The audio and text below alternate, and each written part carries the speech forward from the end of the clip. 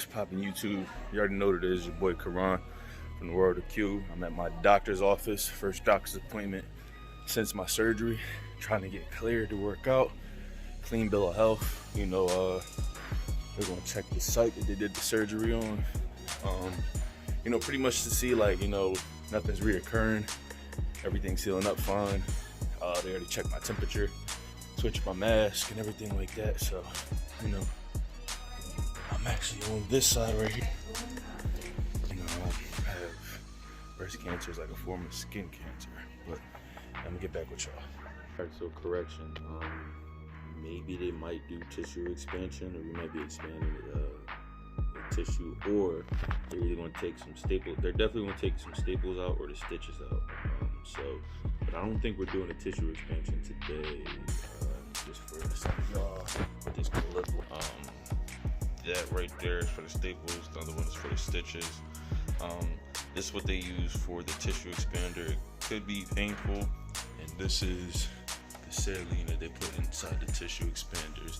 So a lot of, when y'all see me right now, like, cause there's nothing in them to expand the tissue. So sometimes when y'all see me, if y'all go back to my Instagram or like some of my old videos, like my head is a little like big on each and every side. Like somebody said it was like Mickey Mouse.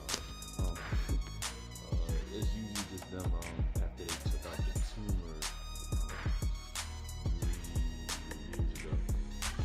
Pretty much just trying to reconstruct the scalp. So that's why it looks like that at certain times, you know, throughout the year until the next surgery. So this surgery was to put the expanders back in after the one in April where we had a setback. And this one is going to lead up to the next surgery to where, all right, now we expanded the tissue safely. Now we can take the saline out and move the skin forward. So, y'all, as y'all can see, man, I got some good news. Doc gave me the A-OK to test the weights again, so I ain't just in here, you know, I'm in Edge Fitness. Hold on. I'm in Edge Fitness, you know. So, you know, Doc gave me the A-OK to touch the weights again, to pick up the intensity. So I ain't just doing like foam rolling and shit like that, you know, walking on the treadmill and stretches. I'm in here getting right, bro. Like I told y'all before in the other video, you know, I picked up a lot of weight during the quarantine and shit, man. I just did a full body workout, deadlifts, superset with jumping jacks, bench press, superset with high knees. What else was it? Kettlebell squats, superset with jump lunges, overhead press, superset with shoulder taps, and what's it called? Bent over rows, superset with bicep curls.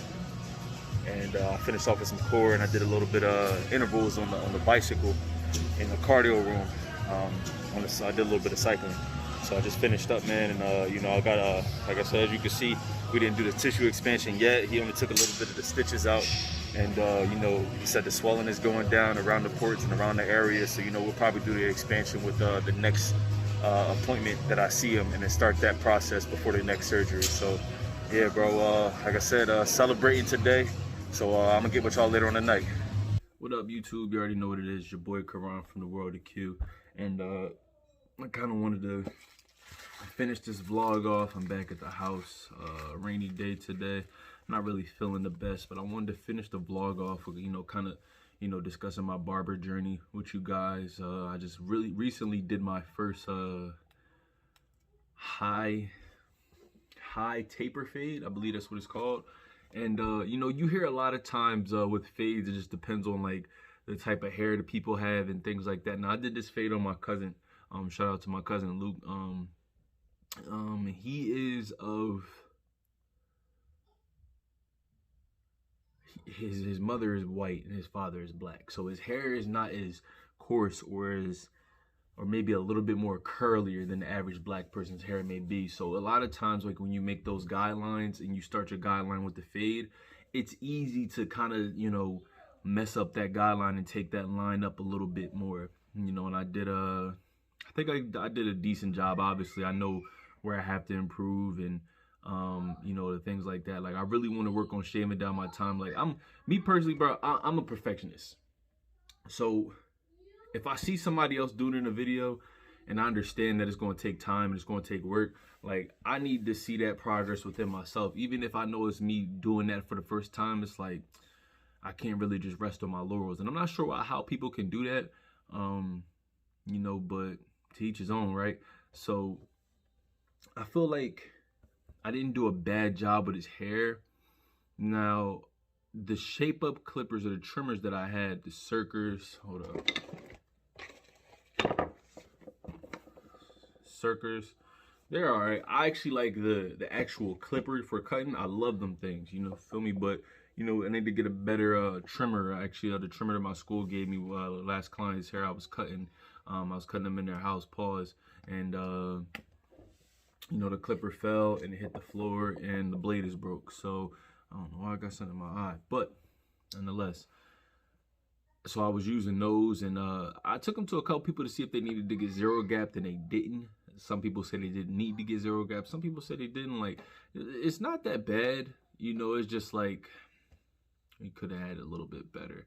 And like I said, I need to work on my razor game, because I know that, regardless of how much you think you need to improve the cut, the shape up, the lineup, that's what's going to set it apart. That's what's going to make it pop, So if you can't really get that lineup to pop, then, you still have work to do. You have work to do regardless. Let's just get that out the way.